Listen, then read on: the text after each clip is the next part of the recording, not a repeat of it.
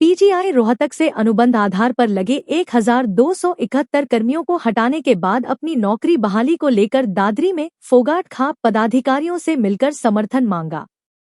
साथ ही 21 जुलाई को रोहतक में होने वाली महापंचायत में फोगाट खाप को न्योता भी दिया। इस दौरान कर्मियों ने नौकरी बहाली नहीं होने पर आत्महत्या करने की चेतावनी दी है। वहीं फोगाट खाप ने हरियाणा की अन्य खापों संग मिलकर हटाए गए कर्मचारियों की नौकरी बहाली को लेकर आर-पार की लड़ाई का ऐलान कर दिया है। नौकरी बहाली को लेकर हटाए कर्मचारी लगातार रोहतक में धरना देते हुए प्रदर्शन कर रहे हैं। कर्मचारी प्रधान नीलम रानी की अगुवाई में कर्मचारी शुक्रवार को फोगाट खाप से समर्थन लेने पहुंचे। हटाए कर्मचारियों ने कहा कि नौकरी हटने के कारण उनके समक्ष रोजी रोटी के लाले पड़ गए हैं।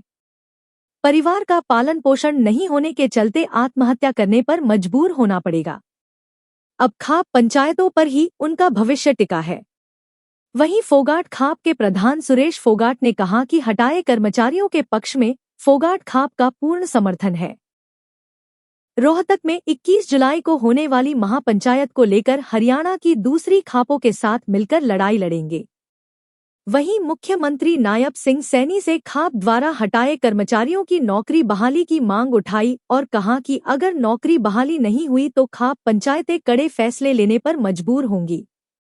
मेरा नाम नीलम रानी है जी। हम पीजीआई रोहतक से आए हैं और 4th क्लास कर्मचारी हैं।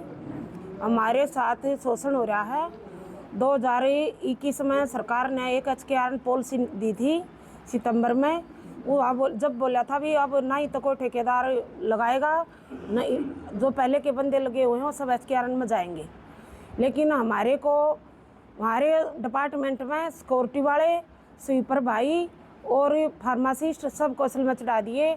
लेकिन हम 12 से 71 कर्मचारी हैं, बैरर हैं, लिफ्ट ऑपरेटर हैं, बिजली वाले हैं, कुक हैं, माड़ी हैं, टाटा ऑपरेटर हैं।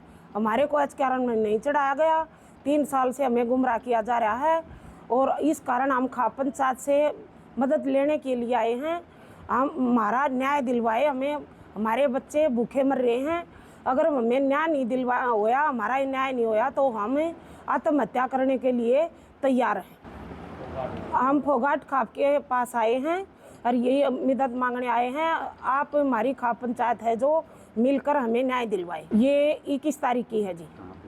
ये मेडिकल मोड़ देवीलाल पार्क में, रोहतक देवीलाल पार्क में। वो निर्णय तो हमारी खाप पंचायतें इकट्ठी होकर ही लेंगी, क्या निर्णय लिया जाएगा। और जितने भी कर्मचारी वहाँ बैठे हैं वह सब 10 साल से, कोई 15 का, कोई 17 का, कोई 16 का, कोई 12 का, ये सब कर्मचारी इतने दिन से लगे हुए हैं। हाँ, ठेकेदार के थ्रू हैं और आज भी हमें ठेकेदारी पर ही रखा जा रहा है। आज पीजीआई रोहतक के 4th क्लास कर्मचारी जो पिछले 15 से 17 साल जिनकी सर्विस हो चुकी है लगातार ठेकेदारी प्रथा में काम करते हुए,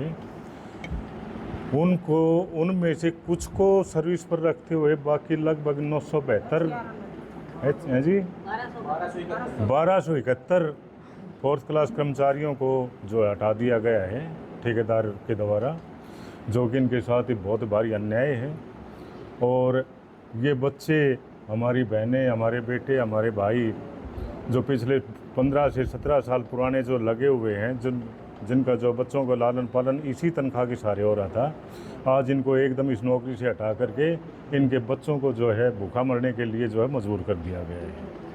आज ये हमारे पास सभी खापों से होते हुए अभी सर्वजातीय फोगाट खाप के बाबा स्वामी दल धाम पर मेरे पास आए यहाँ, और मदद मांगने के लिए इन्होंने अपने गुहार की है।